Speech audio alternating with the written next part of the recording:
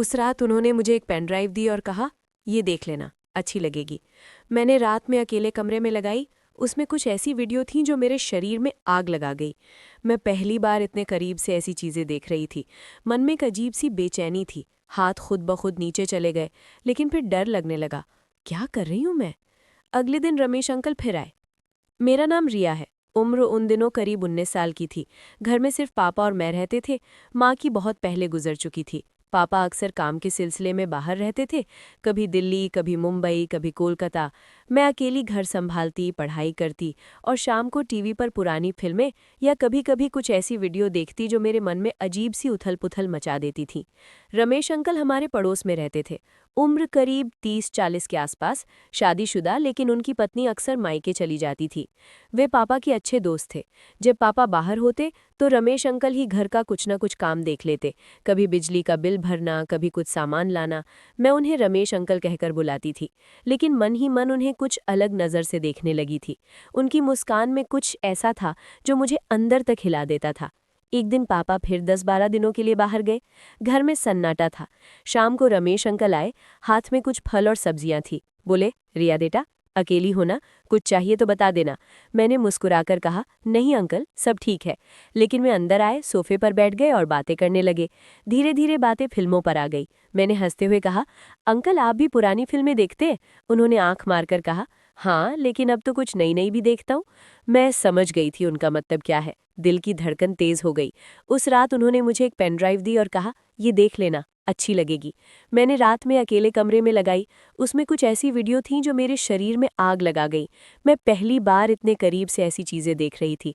मन में एक अजीब सी बेचैनी थी। हाथ खुद ब खुद नीचे चले गए, लेकिन फिर डर लगने लगा। क्या कर रही हूँ मैं? अगले दिन रमेश अंकल फिर आए। मैंने उन्हें पेन ड्राइव लौटाई। वे मुस्कुराए और बोले, कैसी लगी? मैं शर्मा गई, कुछ नहीं बोली। उन्होंने मेरे कंधे पर हाथ रखा। बस इतना ही काफ़ी था। मेरी सांसें तेज हो गईं। धीरे धीरे वे रोज़ आने लगे। बातें लंबी होने लगी। एक दिन उन्होंने कहा, रिया, तू बहुत सुंदर है। कोई लड़का लाइन मारता होगा ना? मैंने कहा, नहीं अंकल, मैं किसी से बात नहीं करती। वे हंसे, अच्छा, तो फिर इतनी खूबसूरती बेकार जा रही है? उस दिन पहली बार कुछ हुआ। हम सोफे पर बैठे थे। अचानक उन्होंने मेरा हाथ पकड़ा। मैंने नहीं छुड़ाया। उनकी उंगलियां मेरी हथेली पर घूमने लगी। फिर धीरे से मेरे गाल पर हाथ फेरा। मैं आंखें बंद कर बैठी रही। दिल जोर जोर से धड़क रहा था। फिर उन्होंने मुझे अपनी ओर खींचा। हमारे होठ मिले। पहला चुंबन, कितना नर्म, कितना गहरा। मैं कांप रही थी। उन्होंने मुझे गोद में उठाया और बेडरूम में ले गए। वहां रोशनी कम थी, पर्दे बंद थे। उन्होंने धीरे धीरे मेरे कपड़े उतारे। मैं शर्मा रही थी, लेकिन रोक नहीं पा रही थी। पहली बार किसी ने मुझे इस तरह देखा था। उनकी आंखों में चाहत थी। उन्होंने कहा, रिया, डर मत, मैं बहुत प्यार से करूंगा।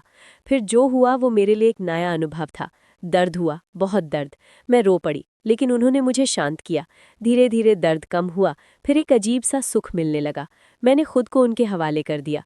उस रात हमने बहुत समय साथ बिताया। बार बार एक दूसरे को छुआ, देखा, महसूस किया। सुबह होने से पहले वे चले गए। मैं बिस्तर पर लेटी रही। शरीर में एक अलग सी सुस्ती थी, मन में संतुष्टि थी। सुबह के कुछ दिन ऐसे ही बीते। हर शाम वे आते, हम बातें करते, हंसते, फिर पास आते। मैंने सीखा कि सुख कितने तरह का हो सकता है, कभी धीरे धीरे, कभी जोश में। मैं बदल रही थी। पहली जो लड़की शर्माती थी, अब वो खुलकर अपनी इच्छाएं बता रही थी। एक शाम उन्होंने कहा, रिया, आज कुछ नया ट्राई करें? मैंने पूछा, क्या? उन्होंने मुस्कुराकर कहा, वो जो फिल्मों में दिखाते हैं पीछे से। मैं डर गई, बोली, नहीं अंकल, वो बहुत दर्द देगा। लेकिन वे समझाते रहे, बोले, मैं बहुत सावधानी से करूंगा, तेल लगाकर धीरे धीरे। मैं मना नहीं कर पाई। उन्होंने मुझे तैयार किया, बहुत सारा तेल लगाया, धीरे धीरे आगे बढ़े। दर्द फिर हुआ, लेकिन इस बार कम। फिर धीरे धीरे सुख मिलने लगा। मैं हैरान थी कि शरीर इतना कुछ सह सकता है। उसके बाद कई दिन बीते। हम हर तरह से एक दूसरे को जानने लगे, कभी सोफे पर, कभी बाथरूम में, कभी रसोई में। अब मैं इंतजार करने लगी थी उनके आने का। फिर एक दिन महेश अंकल भी शामिल हो गए। महेश अंकल रमेश अंकल के बहुत करीबी दोस्त थे। रमेश ने उन्हें बताया था मेरे बारे में। पहले तो मैं घबरा गई, लेकिन जब दोनों ने मुझे साथ में प्यार करना शुरू किया तो मुझे एक नया ही अनुभव हुआ। दो लोगों का ध्यान, दो जोड़े हाथ, दो अलग अलग अंदाज। मैं खो गई उस सुख में। कई हफ्ते बीत गए। पापा जब भी बाहर जाते हम तीनों मिलते, कभी उनके घर पर, कभी होटल में। अब मैं पूरी तरह बदल चुकी थी। पहले जो लड़की किताबों और सपनों में खोई रहती थी, अब वो अपनी इच्छाओं को जी रही थी। समय बीतता गया, मेरी शादी तय हुई, एक अच्छा लड़का मिला, शादी हो गई। ससुराल में सुखी थी, लेकिन जब जब मायके आती, रमेश और महेश अंकल मिलने आते। हम पुरानी यादें ताज़ा करते, पुराना रिश्ता फिर से जीवित हो जाता।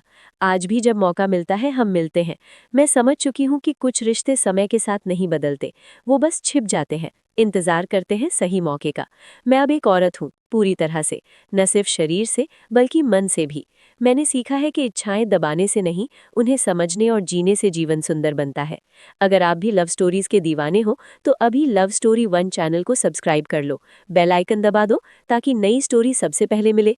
वीडियो को लाइक ज़रूर करना, क्योंकि आपका एक लाइक हमें और बेहतर स्टोरीज बनाने की एनर्जी देता है। और नीचे कमेंट में बताओ आज की स्टोरी कैसी लगी, या अपनी फेवरेट लव लाइन लिख दो। कमेंट करने वाले पहले 10 लोगों को हम रिप्लाई भी करेंगे।